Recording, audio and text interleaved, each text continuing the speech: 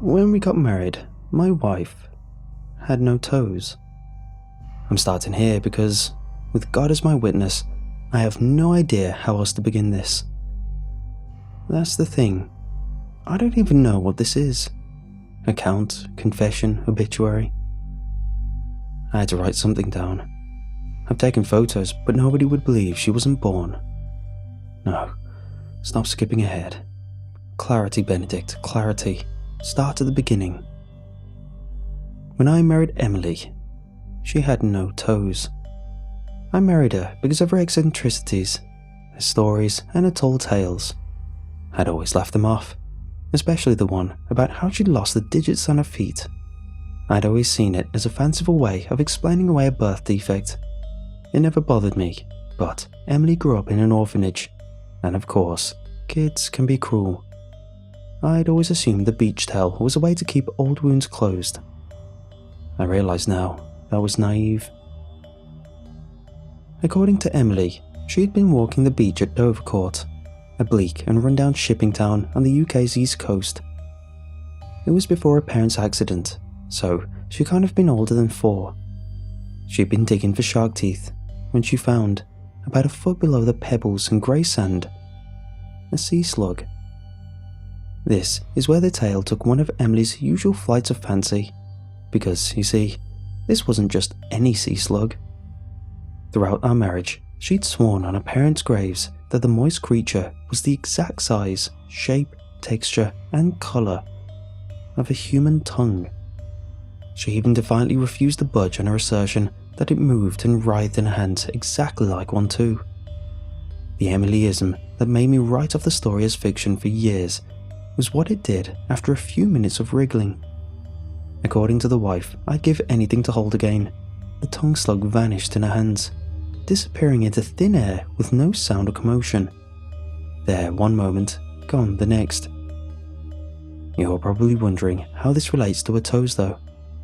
Well, the tale of the tongue slug ends when a 4-year-old Emily awoke the next morning to find they were missing. Her parents found the screaming toddler in a bed with severed toes and pools of blood nowhere to be found. The flesh of her feet simply ended, much to her parents' and doctors' confusion, in smooth, blemishless stumps, like the toes were never there at all. Of course, for years, I thought the joke was that they never had been. Thinking about the fact that Emily wasn't joking at all still sends shivers down my spine. It started during the last COVID-19 lockdown. Just like Emily's parents, I was awoken by screaming sobs. Emily was on the floor. She had fallen out of bed, and I could see why straight away. All I could do was sit up in bed and scream with her. Her calves were missing. There was no gaping wound or exposed bone from a grisly severing. No pools of blood or shredded tissue. They were simply gone. Emily's knees were now smooth globes at the ends of her thighs. I can feel them, I can feel them, I can feel them. I have never heard a person yell like that. Her voice cracked and broke like there was so much panic in her lungs that her throat wasn't strong enough to contain it. I clambered down from the bed and sat behind her. I held Emily in my arms for about 3, maybe 4 hours. I only found out I'd spent that long silently sobbing into her auburn hair later though, when I crashed downstairs on the faux leather couch that afternoon. When you love somebody and they're that terrified, time becomes irrelevant. Any mother sat at a bedside at a neonatal ICU will tell you this.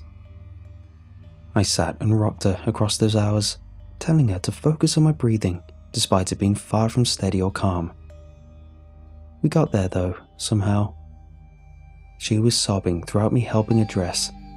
I tried to let her maintain her dignity, do as much for herself as she could, but I found myself overstepping almost every boundary she had.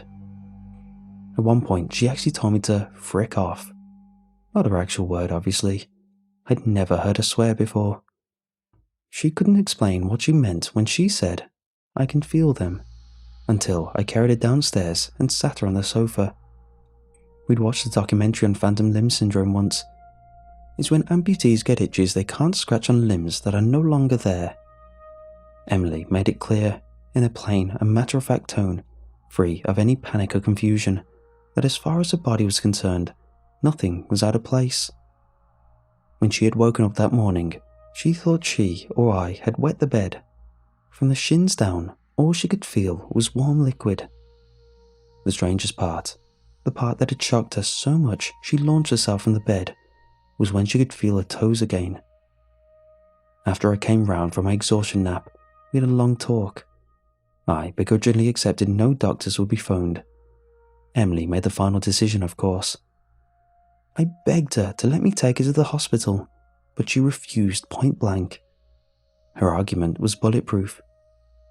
Legs don't just disappear. They just don't. The best case scenario was the doctors couldn't do anything. The worst, well, we'd both watched enough of the X-Files to know people experiencing inexplicable limb vanishing don't spend long outside of military or government captivity. The thought of Emily on a cold steel medical table being dissected by men in hazmat suits was enough to get me to forget seeking professional help. In the end, Emily did make one concession. I called Shane, a colleague and the closest thing I had to a friend locally. I couldn't tell him the specifics over the phone for obvious reasons, but my caginess piqued his curiosity and he agreed to come over. He didn't scream, which was a relief. At first, he laughed. Then he smacked his tongue on the roof of his mouth. Then, finally, once the colour had drained from his spray-tan face, he sat down. "Can I have a glass of water?" he eventually managed to ask, eyes not moving from the space where he knew his colleague's wife's legs had been a few months ago at the Christmas party. Shane. I'd worked with him for years. I should never have called him. He didn't deserve to die. People react to the unexplainable in different ways. Some panic, others stay calm and take action. Once we'd fully explained our mourning to him, shame had been the latter. That's why I had to kill him. For once, my absent-mindedness came in handy. If I hadn't left the hammer on the mantelpiece after putting up the new shelf 3 days ago, it wouldn't have been within easy reach. If it wasn't within easy reach, Shane would have finished dialing 999. If he had finished dialing 999, Emily would have been carted away to some test facility, and I would be alone. Frick that. I didn't choose the sharp end of the hammer on purpose, nor did I intentionally drive the wedge right into Shane's temple. I was acting too much on instinct to have planned that thoroughly. The surge of adrenaline had streamlined my inner voice into a caveman grunt that simply meant, hit, kill. I dropped the dripping tool the moment I realized what I'd just done. I fell to my knees and wept, once again a 5-year-old lost in a supermarket. Emily wasn't sobbing, or screaming, or yelling, or making any sounds of distress. She was laughing. "Sweet Mary of Bethlehem, Benedict Boxted, who thought you had it in you?" Then I was laughing too, still on my knees, face still wet with tears, but laughing all the same. Seems messed up now. My newly legless wife and I bent double, in near hysterics, while an innocent estate agent leaped all over the floorboards. Panicking wouldn't have helped, and the looming despair was so thick neither of us would find our way back if we ventured into it. Laughter was the only sensible option. "Lucky Shane was a frick boy, whose family lived way up in Manchester," Emily mused as I wrapped his body in black bin liners. "You only called, right? Didn't message? By the time they come looking for him, there'll be no way to trace it to us. Just make sure you dump your phone." For all her qualities, Emily wasn't smart. For all my faults, many stem from not being the sharpest knife on the rack. That's why I didn't question this now quite obviously ridiculous assertion that no police would come round asking. Even if I had been blessed with a bit more brains though, I was too lost in a barely suppressed panic to notice. That's also the reason I didn't fully register the second time I ever heard Emily not use the word frick. Disposing of Shane was a pain in the backside. Emily couldn't help for obvious reasons. A person with no feet isn't much help when dragging the body of a grown man into your back garden. She did sit by the kitchen window after I had the genius idea of repurposing my office chair and a broom handle into a makeshift wheelchair she could punt around on, and I was appreciative of the company as I went about my first dark deed of the next few months. The conversation made digging and filling the hole much quicker. Plus, I'd always felt planting flowers was a group activity. Petunias are better enjoyed with friends. The next week was strange. Emily did 1 or 2 Zoom meetings, but eventually signed off sick from a trendy marketing job. The team would cope without a lead, she'd informed her stammering underlings, laptop poised on her shinless thighs. It was on the morning of the next Saturday, exactly 7 days from the calf incident, that we took our next step on the descent into madness. I was once more awoken by hysterics from Emily's side of the bed. This time, it wasn't crying though. This time, it was laughter. The same kind of maniacal giggling she let loose after I removed shame from the equation with my dad's old hammer. Still half asleep, I rolled over to see what the joke was. The second round of hysterics was from me, and they very much were filled with sobs, screams, and scrambling away from the woman who shared my bed. My wife had no legs. Her hips ended as the same fleshy, perfect orbs and now vanished knees had been when we'd gone to sleep the night before. To my growing alarm, Emily wasn't at all perturbed by this. "Hey," she managed to get out between excited giggles. "I did say I wanted to lose weight." She was waving a hand through the air where her thighs had once been. My heart thumped in my chest. What was happening to my wife, and why did she seem so happy about it? Still, the change meant I didn't have to carry her around the house at least. Without the extra weight of her thighs, her arms, now strengthened by a week of office chair punting, were more than capable of functioning as standing legs. She'd walked around the house in her palms, laughing softly to herself when she thought I couldn't hear. When I asked her once what was so funny, she simply rolled her eyes and said, "Don't worry, it's nothing you've done. Something's just tickling the back of my knees. Calm the frick down." I couldn't calm the frick down. Firstly, because she didn't say frick. And secondly, how was I supposed to be calm when my wife's legs had disappeared with no explanation? "Look, Benny, it's okay. I can still feel them. It's just phantom limb syndrome. Just like that show." It took an hour for her to explain properly, mainly because she'd break into more fits of laughter every few minutes. It took another 2 for me to properly calm down. There was no clear reason to. I knew my Emily, and I knew when she wasn't being honest. She didn't believe what she was telling me. To her, this wasn't phantom limb syndrome. In her mind, wherever her legs had gone, they were still with her, still attached to her solid flesh and bone. After how the next few weeks played out, I'm not sure I'd argue with her on that if she'd just come out and said it. Not anymore. I spent until the following Wednesday morning trying to make sense of it all. But then the doorbell rang. I don't know why I let him in the house. When the 20-something Jehovah's Witness asked to come in and speak about Jesus, I was too dazed and quietly terror-stricken to fully realize what I agreed to when I said yes. This time, the hammer strike was deliberate. He had been mid-psalm when the mental wedge connected with the back of his skull. The O in the word hope prolonged and slurred as he crumpled in slow motion, finishing the vowel as a twitching heap on the floorboards I'd only just scrubbed the blood out of. The wet thud of the hammer collapsing the suburban missionary's head had been loud enough to bring Emily knuckling down the stairs. At least I wasn't weeping this time. She found me stood over the quiet calm, cleaning the Jehovah's Witness's blood off the blunt tool with a wet wipe. I was beyond terrified by my own actions by this point, you see. I'd fully dissociated, I think. I was lost somewhere behind my eyes, screaming impotently at reality to stop and reverse back to before I answered the door. The argument that followed was the worst and definitely weirdest we'd ever had. She didn't want to talk to me through the window this time. I had to dig a second hole next to Shane's flower bed in silence, left alone while Emily sat by the upstairs window to keep an eye on the confused-looking religious door knockers peering through the front windows all along the street.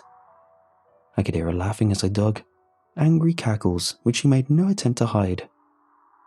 It was all a frickin' detour, eh? All a distraction. Pointless prelude. I practically threw the bedroom door open. I'd come in for a glass of water when I heard the sound of her shrill ramblings coming from down the stairs. The sounds of distress had shaken the kitchen ceiling. No, not distress. Distress was what I started feeling about halfway up the stairs. Emily's shrieking shook the walls of the hallway.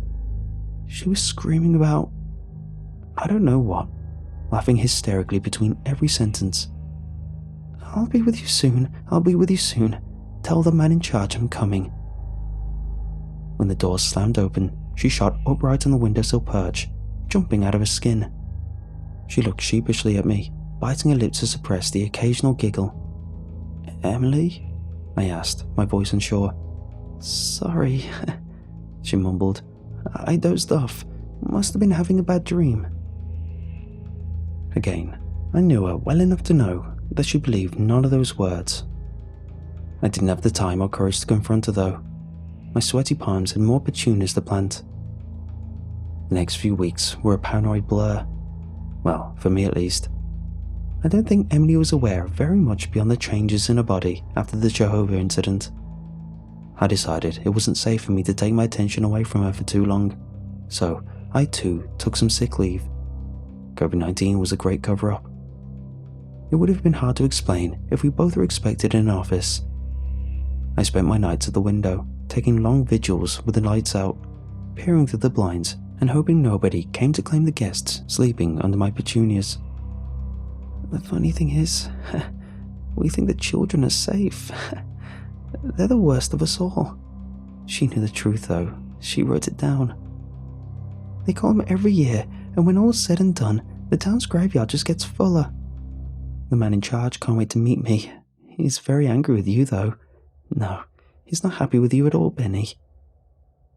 It took me a few days to get used to the dark, unnerving things Emily would holler and giggle into the dark bedroom when I had to head out to use the loo, or start the next watch at the window.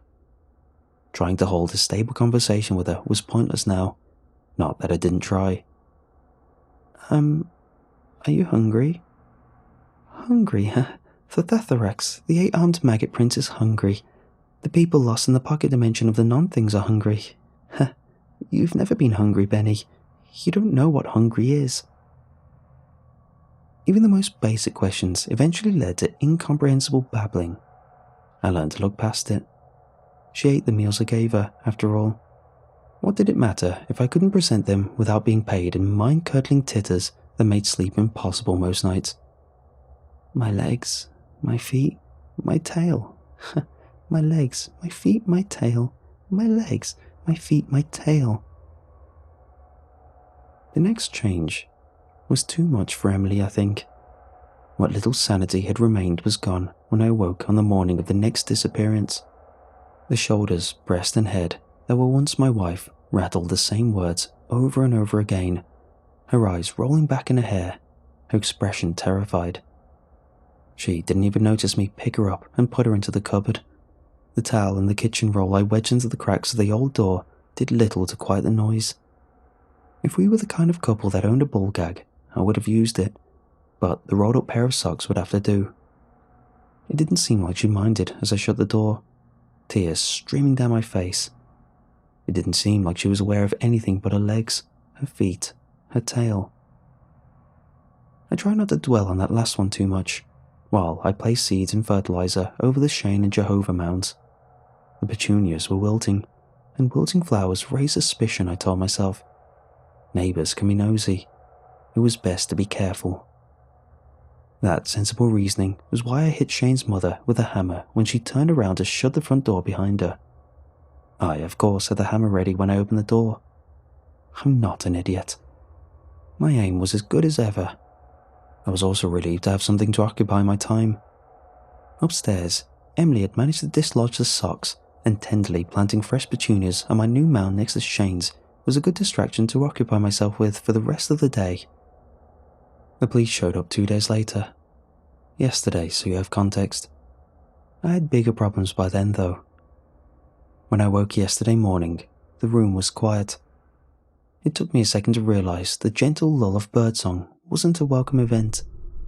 The fact I could hear it meant the hysterical shrieks and cackles came from the cupboard had stopped. I know what you're thinking. Surely that was a good thing. Well, it would have been if the soft chuckles and whispers that replaced them weren't far, far worse. You know, I'm so glad I'm not like you, Benny. I'll get to munch, munch, munch, and crunch, crunch, crunch, while I watch your skin melty melt and the stuff in your bowels boils into your burst. When the man in charge meets you, he's going to take your eyes, Benny. He's going to burn you for 1,000 years, but you'll never die. Heh, that's what he wants with all of you, Benny. All you scumlings and filthy smalls and screamy squishes. I'm going to eat them all, Benny. When I get there, I'm going to eat all of them. All the people. I'm going to eat you too, Benny. You're going to get there eventually with the rest of the underscum. And when you do, I'm going to eat you over and over and over. When your brains ooze out of your ear holes because of crunch, crunch, crunch down on your skull, do you know what I'm going to do, Benny? I'm going to eat you over and over and over. It took me 5 hours of listening to those sanity-breaking promises before I had the nerve to open the door. Emily's head sat on a cushion of auburn hair at the back of the cupboard. Her green eyes rolled back, bulging from their sockets. Her cheeks were red as an open blister, brow coated in a thin layer of sweat that matched my own, and flecks of spittle exploding from her mouth as she whispered, I'm ready, and I'm going soon. I can't wait to meet the man in charge. He'll satisfy me more than you ever have, Benny. She wasn't laughing much anymore. She was panting softly, breaths from wherever lungs had gone, or whatever they now were, coming through fast and shallow. The disembodied head of my wife whispering pure nightmare fuel wasn't what made me collapse into the bedroom carpet and vomit, though. No, it was the voice she spoke with which did that. The whispers reaching my head through unknown mental avenues outside my ears weren't Emily's. They weren't even human. The syllables came from a battery of voices, each at least an octave higher than the last. All except one, a single bass tone, almost too low to comprehend, that danced in and out of the cascade of degrading noise. The language, the mother tongue of Emily's screeching monologue as it rattled through my skull, I did not recognize. It was no language of this earth. Yet, to my horror, I understood every word. Soon I'll be free, Benny. Soon I'll be free, and you'll see me again in 3 years, 9 months, 4 days, 7 hours, 42 minutes and 17 seconds. You'll see how much I munch, munch, and crunch, crunch, crunch. See who's really inside the filthy small you married. The rest happened on autopilot. The subconscious taunting whispers didn't stop when I picked up the gibbering head. They remained uninterrupted as I carried her into the bathroom and placed her gingerly on a towel I'd placed in the toilet seat. She continued her foul declarations for every minute it took for the ceramic tub to fill up with warm water. That's how I knew I still loved her. I made sure I wasn't too hot or too cold, and even added some bubble bath before I picked up her still whispering head and plunged it under the surface. Human beings can only survive with lungs full of water for a few minutes. Emily's lips did not stop moving until she'd been under there for at least 2 hours.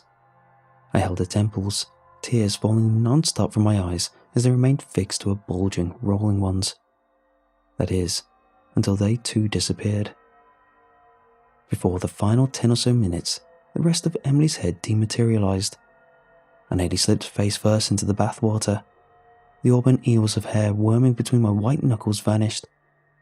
I yelled, brushing aside the bubbles. Only one trace of Emily remained.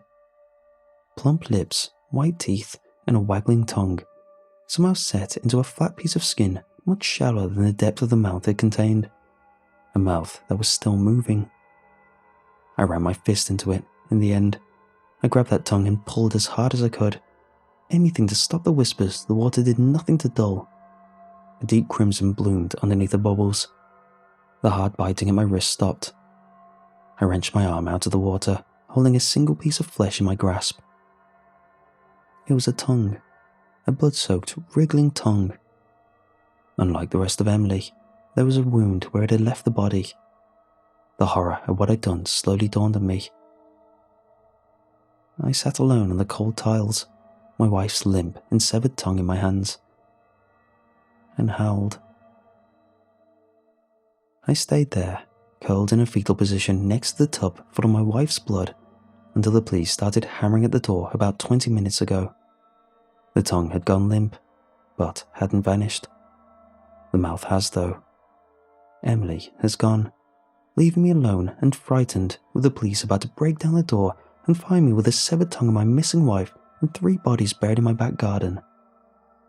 The thing is, after the last few months, prison doesn't seem that scary. That's why I was calm enough to write this all out. I knew I had to tell my side of the story. Let's be real, once that battering ram I can hear finally does its job, that's it for me. You'll be hearing about me on the news. The talking heads will tell you I'm a serial killer, a hard-boiled psychopath refusing to reveal the location of my wife's body. I'm going to tell them the truth, but they won't believe it.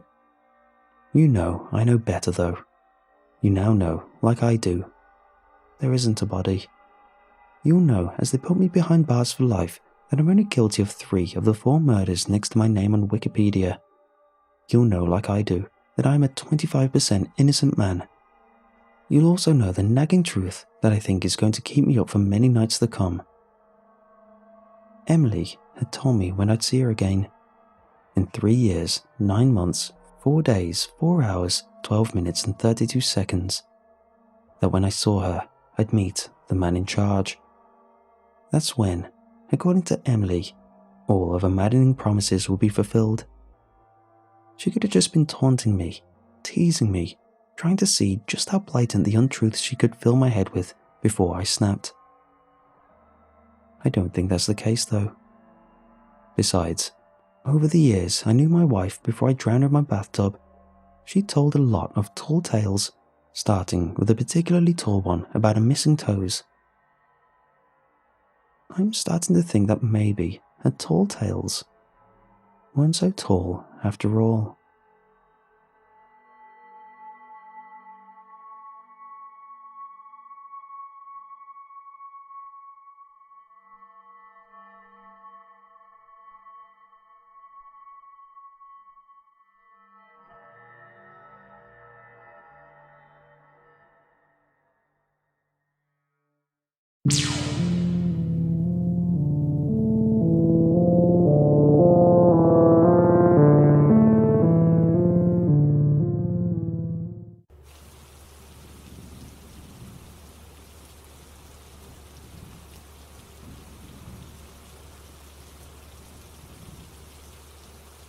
I, a 23-year-old female, just wanted to share what I would call my first real encounter. Even as a lifelong skeptic, I can't explain this. If you're familiar with U.S. ghost hunting spots, you might have heard of the Copper Queen Hotel in Bisbee, Arizona. It has been open since 1902 and has been the subject of multiple paranormal investigations and shows, and there are supposedly 3 documented ghosts who inhabit it. That of a drowned child, a man in a top hat, and a forlorn prostitute. My boyfriend and I decided on Saturday morning that we would take a trip to make up for a missed birthday. We had never gone on a real trip together, so we didn't plan it well at all. We just realized that we were about an hour and a half from Bisbee and decided to book a hotel once we got there. We chose the Copper Queen because it was the most prominent hotel in the area and is right in the middle of everything. We weren't aware of its reputation as a paranormal hotspot. The room itself was antique-looking, as expected with a hotel that old. Yellowing wallpaper, splintering wood floors, dim lighting. The locks on the door were pretty flimsy, and you had to actively yank it shut or it would fall open again. We joked that it looked like the Tower of Terror. After a day of walking around, we came back to get changed. We heard a creaking noise, and I had Coop check under the bed, only half seriously, but I was still relieved that nobody was there. We grabbed a lighter and went out for a smoke, then came back, showered, watched TV for a little while, and then turned out the lights. The moment that we shut the lights off, there was a variety of clicks, creaks, and pops in odd patterns.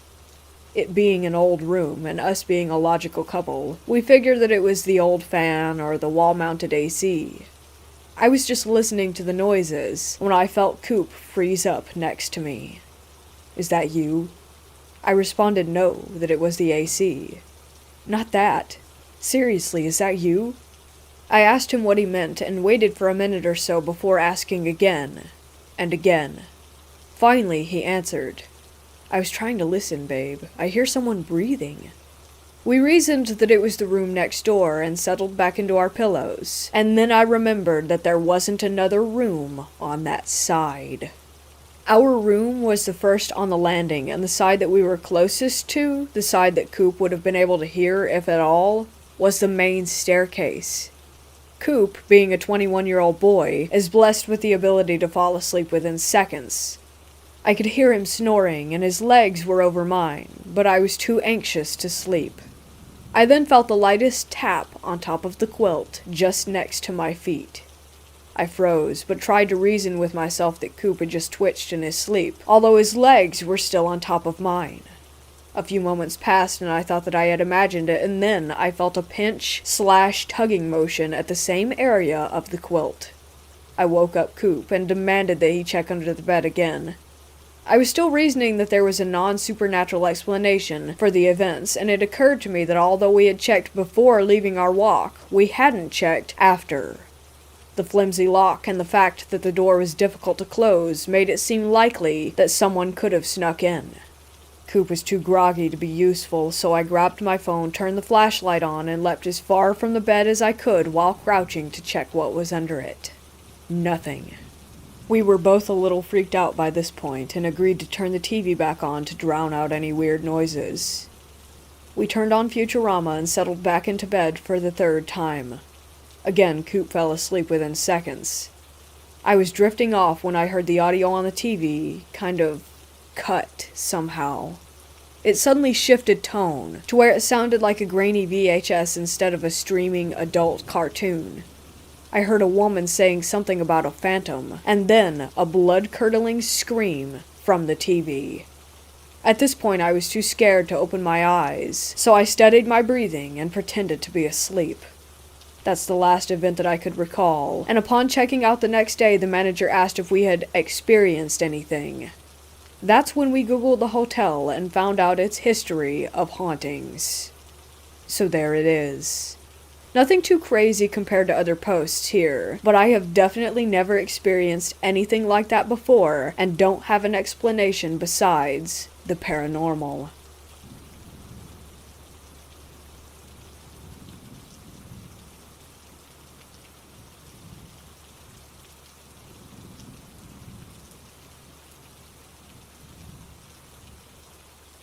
This story is from 2013. I travel a lot for work. I mean before COVID. And when I do, I stay at hotels. Sleeping in a different bed doesn't bother me as I'm mostly a sound sleeper, and I'm used to it given that I've been doing this for a while. This was a hotel in the suburbs of Chicago. From the time I checked into the room, I think it was room number 413. I have never felt such a sense of dread, despair, and claustrophobia. I am a rational person, no history of depression or mental illness, so I explained it to myself that maybe the 13 in the room number was messing with my head. But I've stayed in other hotel rooms with a 13 in my assigned room number. I had also stayed at the same property every week over the last few months, but I had never felt this way. I pondered while lying in bed if I should call the front desk and ask for another room. I didn't know what excuse that I would give to them. Everything was great with the room. The shower was fine, the room was spotless, the toilet had no issues. It was a boring, predictable, clinically consistent room like any other Marriott property. No complaints on the Wi-Fi. I couldn't bring myself to lie to the front desk and ask to be changed to another room. So I told myself I was a rational man, a husband, a father, and a protector. I decided that I was going to stay put. The uneasiness didn't lessen, so I turned on every light in the room, took out all the Bibles from the bedstands, and set them next to me. I am not of the Christian faith, and not very religious either, but I felt like I needed all the protection I could get. So I played chants on loop on YouTube from my own religion all night at low volume until I went to sleep. I woke up in the morning, worked out, showered, and went to work. The night's experience felt like a fleeting memory during the day. I had a really fun rental that week, a Mustang GT, and it was so much fun the night's memory almost felt imaginary entirely. I came back from work that evening feeling a little silly about the night before, and went back to the room. In an instant, the same sense of unexplained dread and claustrophobia came flooding back. I just couldn't rationally explain it. So I went back to the routine from the night before. Lights on, chanting, Bible, Marriott Mormon Bible, all by the bed. Next evening, I spoke with the bartender and asked him if he had heard any weird complaints. He said he hadn't, but he'd ask around. When I came back the next week, I got a different room, but I checked in with the bartender. He said he had done a little digging over the weekend and picked up on gossip from the other hotel staff that some of the cleaning ladies didn't like that room and even that corner of the 4th floor. He was intrigued enough that he brought along a sensitive friend of his from his Episcopalian church and said that when she opened the door and had barely taken a step inside that she just made a 180-degree turn and came right back out. She couldn't even go inside and said that it felt heavy. The bartender said that it was enough to spook him. He said he just stood in the corridor and refused to go in after that. We kinda had a laugh about it and figured that we would Google the property address to see if there were documented murders or suicides, but there was nothing. The property changed hands a few times. There was a nearby fire with some deaths, but nothing notable as far as Google search goes. I didn't think much of it, but I have stayed more than 2,000 nights in hotels since the fall of 2013, and I have yet to experience that fear ever. I continue to rethink about the memory of my experience, trying to recount the details about the room, the week, maybe the mood at work, just so I could find something rational to explain what I had felt, and I have been unable to.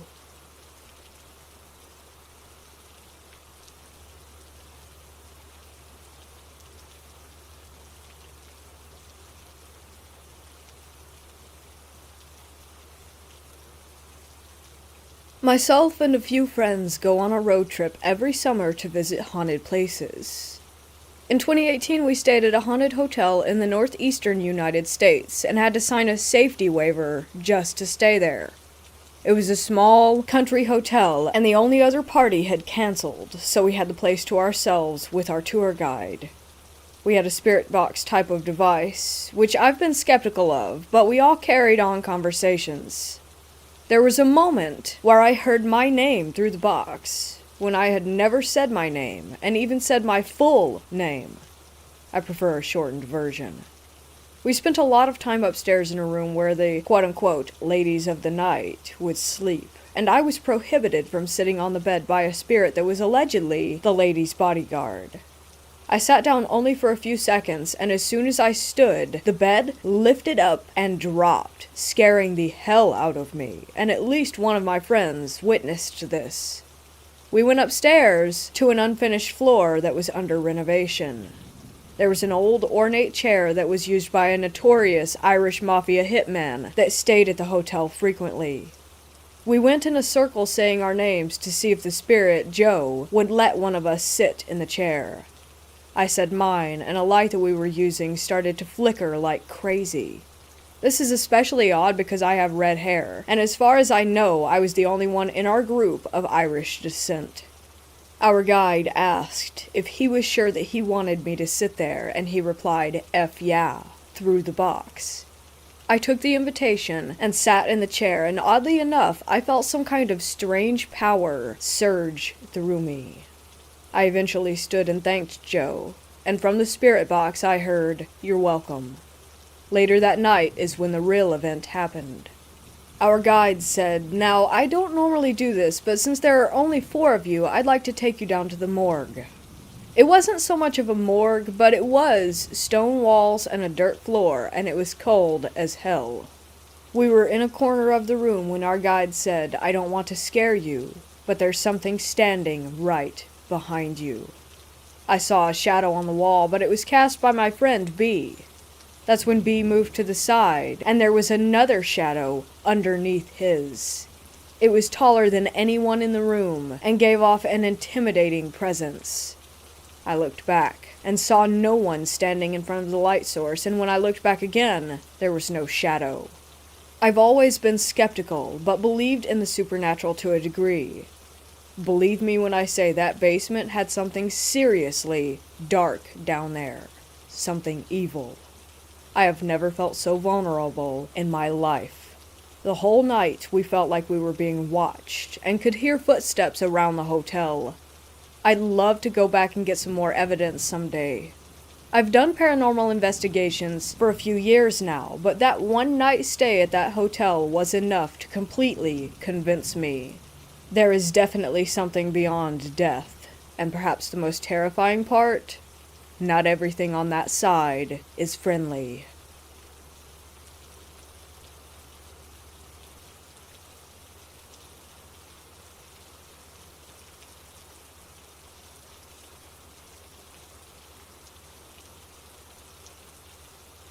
In 2001, I was big into ghost hunting. I was looking online for a haunted weekend road trip destination and came across the Jefferson Hotel in Jefferson, Texas. About the only thing it said was that room 19 was quote-unquote uninhabitable. Now that really piqued my interest, so I called them up and asked if it was true. The lady at the front desk laughed and just said no, we book that room all the time. So I reserved it. I was so excited, but didn't really think that anything would happen. I'd been to several supposedly haunted hotels and B&Bs and had no results. Now, I'm not sensitive like some people. I always hear people say, I felt like someone was watching me. I have no idea what that means. The only thing I noticed when I walked in the room was a faint, musky smell of an old-fashioned perfume. I set up a recorder in the room and headed out to explore the town. It was like going back in time. If you live in Texas and are looking for a road trip, I highly recommend Jefferson. When I got back to the room, I turned off the recorder and looked out its one window to see a large bust of Thomas Jefferson in the courtyard. I then sat down on the bed to relax and watch some TV. After a bit, something caused me to look back up at the window, and I saw something. A red smudge on the glass. I frowned and got up to see what it was. I hadn't noticed any red smudges earlier. I looked closely. It was more like a streak of red in a greasy substance of some sort. Then I noticed more streaks, and then more. I gradually began to realize that these were letters. My heart began to race as I backed up to take it all in. These streaks of red were spelling out, "Help me." I kind of just collapsed on the bed, my heart still racing.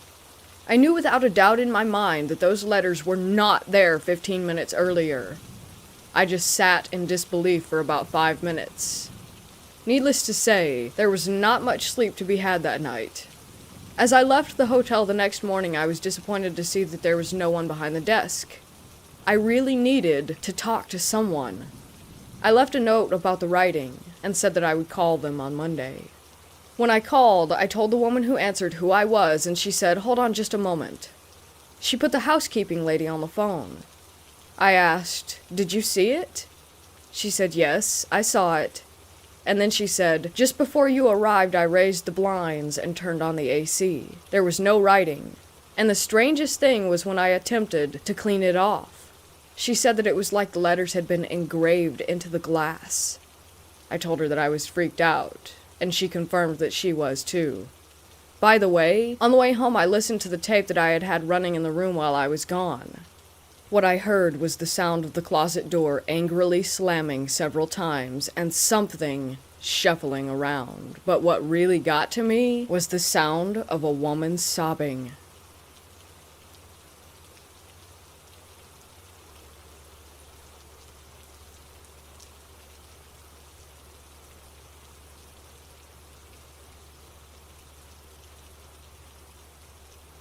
About 11 years ago, a group of friends and myself drove to Mineral Wells, Texas for a spontaneous midnight exploration of the long-abandoned and supposedly haunted Baker's Hotel. It was incredibly creepy inside. The place was pitch black and littered with old pieces of dusty, moldy furniture and decor from the 50s and 60s, whenever it was last operating. The first thing that freaked us out was that it sounded like the building was breathing, and loudly. Turned out it was just flooding in the basement that was echoing through the elevator shafts. Anyways, we started exploring everywhere. By the time we got to the 7th floor, we were a little disappointed that nothing weird had happened yet. The adrenaline was kinda wearing off. We started walking down this long hallway on the 7th floor, peeking into various rooms and peering around with our flashlights. All of a sudden we heard a door, coming from the end of the hallway we were moving toward, slowly open and then slowly close. It was creaking very loudly, just like in a scary movie. It scared us, and we froze. We were close enough that our flashlights reached the door in question. It was some kind of small, weird door, framed inside of a larger, regular door. My friend wanted to turn around and leave. We thought maybe there was a homeless person in there, and they were trying to scare us off. Nonetheless, I convinced him to keep going because I had to go in the room now. We started walking slowly toward the door, all the while saying stuff out loud like, "We're just exploring, if someone's in there, we're just messing around," things like that. We were probably about 15-ish feet away when the door suddenly began opening again, eerily and slowly like before. However, this time it slammed shut, right in front of our eyes. Again, we were scared frozen. Again, I insisted that we keep going. A minute or so later, we worked up the courage and just barged right in that door as fast as we could. What was in there? Absolutely nothing. There was no possible explanation for whatever had opened and closed and then slammed that door. There were no cracked windows allowing for the airflow from outside. There was nothing. We shut the door behind us and sat down in nervous disbelief, and then chain smoked a couple of cigarettes each. We finally left and actually went through the rest of the building.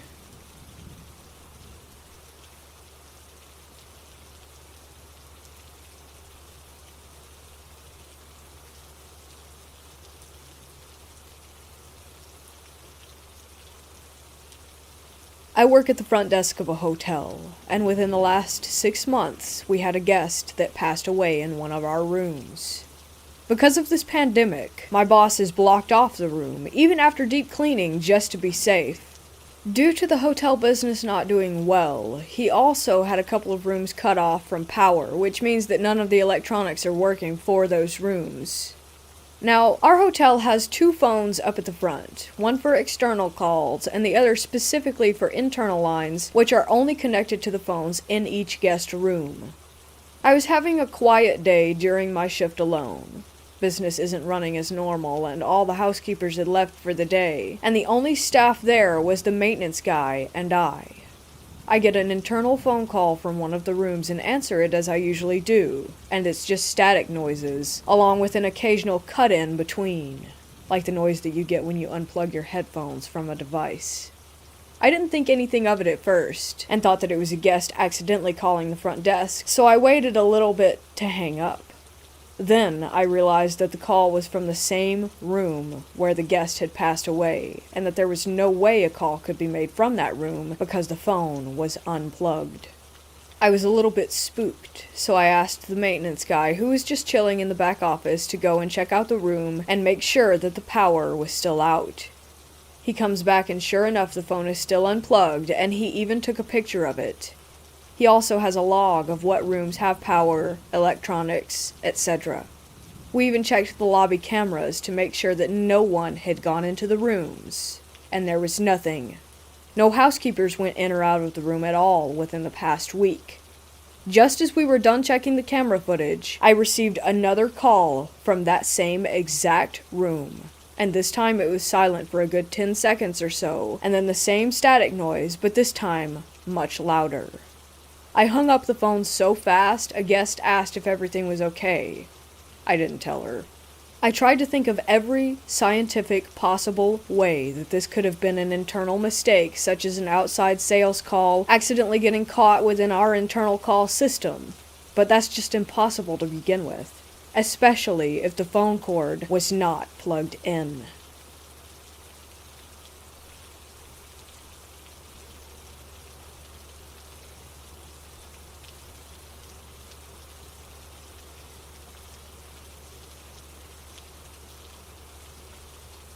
Myself, my younger cousin, and a couple of friends stayed recently at one of the most haunted places in Texas and America. As a kid, I had heard stories of this old hotel and the dark history behind it. In recent years, a few paranormal shows showcased and did some investigations there. When I saw in our local news that the Magnolia Hotel was opening back up for visitors to stay the night, I was stoked. When you stay the night, you get 2 rooms, regardless of whether you're staying by yourself or you're bringing company. Also, you get the whole second story to yourself for you to investigate. There is a door that separates the hotel, updated, side and the haunted rooms side. To be fair, the rooms that you stay in are haunted as well. The entire hotel is haunted. Needless to say, I recorded so much activity on tape and in person in my own experiences. The findings I have will raise the hairs on your body.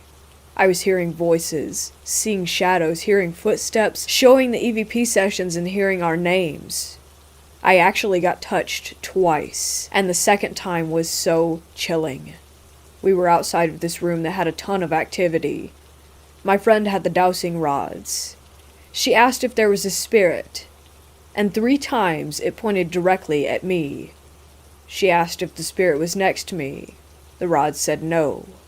She asked if it was behind me, and they said yes. At that moment, I felt someone grab my right shoulder and slowly move their hand down my back. I got cold chills and felt tingling and numbing for a good few minutes. I am planning to go back very soon. I am a sensitive. I attract ghosts, and I go ghost hunting quite a bit. I have other experiences from several places that are extremely haunted here in Texas and in other states as well.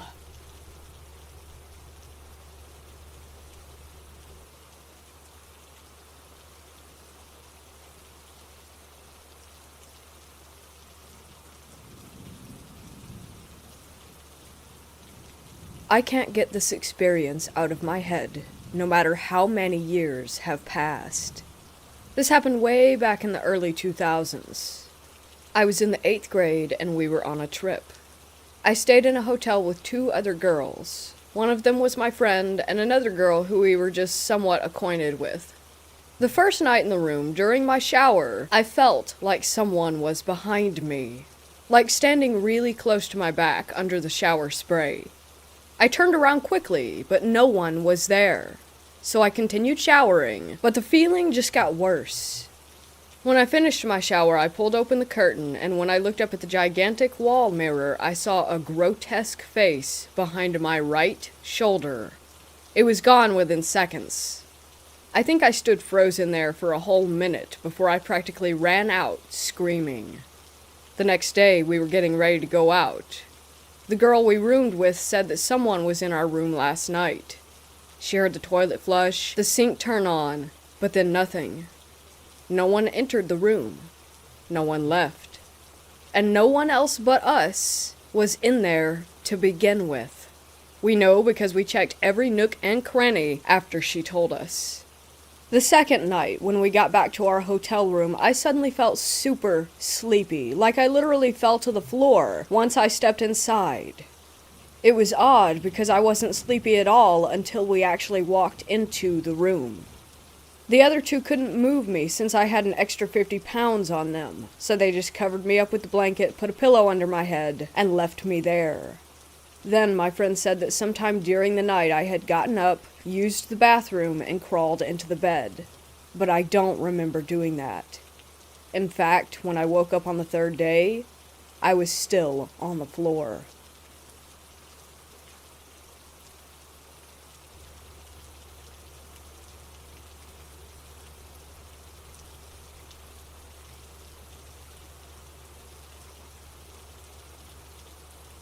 I've had a few unexplained experiences over the decades, but the Gold Hill Hotel is my favorite spooky tale. I was staying the weekend at the hotel with friends and my then boyfriend. It was a really memorable weekend because it was the Christmas holiday season and the hotel was decked out. We were all drinking and it was quite festive. There was a female jazz singer from San Francisco who was staying at the hotel and who played carols on the piano. My boyfriend went up to the room before me and passed out drunk in the bed. I followed not long after. Later that night, I awoke suddenly to someone jerking the blankets off of me. It was the force of the jerk on the blankets that woke me up.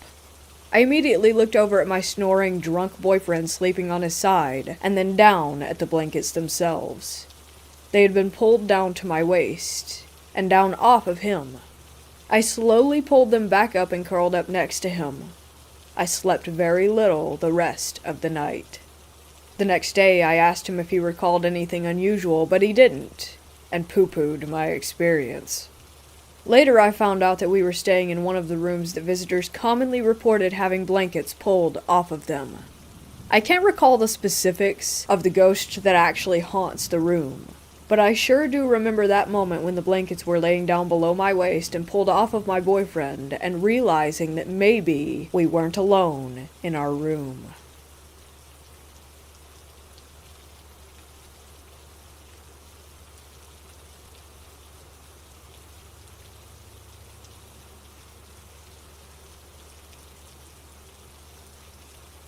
My boyfriend and I decided to take an impromptu trip to Gettysburg and booked a decently priced hotel the night before.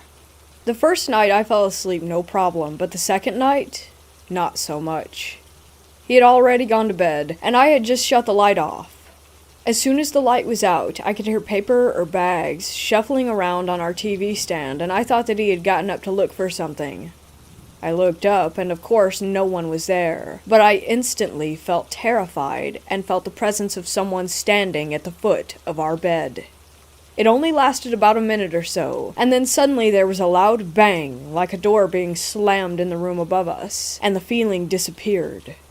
When we got home, my boyfriend, who doesn't believe in the supernatural at all, extremely reluctantly brought up how the first night that we stayed, he got up to go to the bathroom in the middle of the night and immediately got creeped out and thought that someone was in our room. He went into the bathroom and felt like someone was standing directly behind him. Of course, Gettysburg has tons of history, but after doing some research, I haven't found much information about the hotel or what may have been there before. Whatever happened in our room didn't feel harmless, though.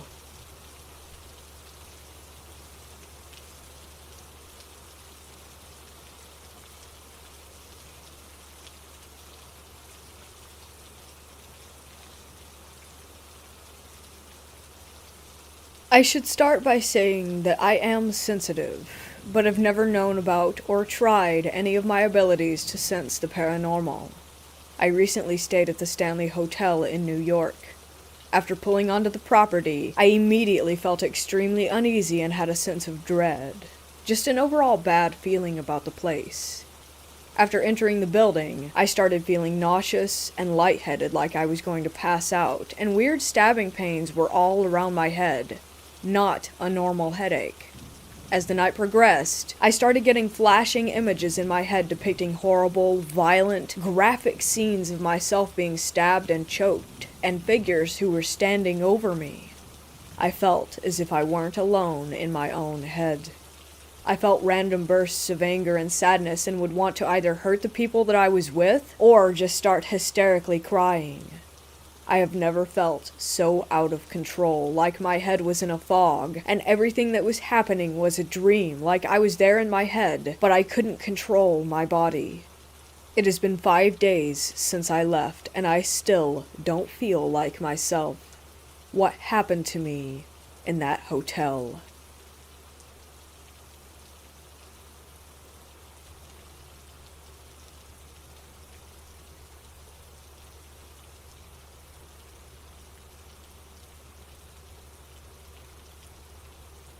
This took place in the summer of 2010. I was with my family and we went down to the USA for vacation that year. We stayed at the hotel we normally stayed at, which was a Red Roof Inn. As we walked in, something felt off about the room, and I thought to myself that it must be just nothing. Over the next few nights, always around 3 in the morning, my mother and I would hear a knocking against the wall.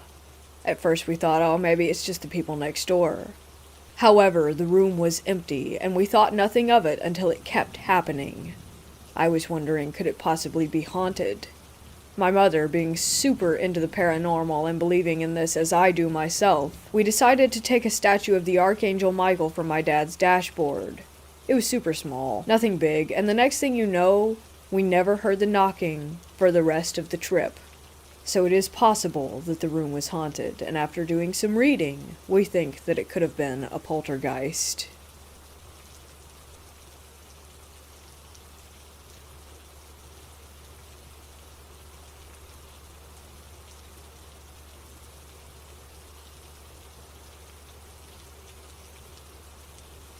I am on an extended stay at a hotel away from my home for military reasons.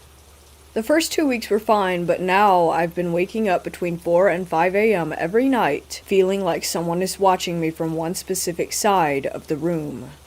Last night it started around 10 p.m. and nearly kept me up all night. I only feel this at my hotel room, not when I go home on my off-duty days.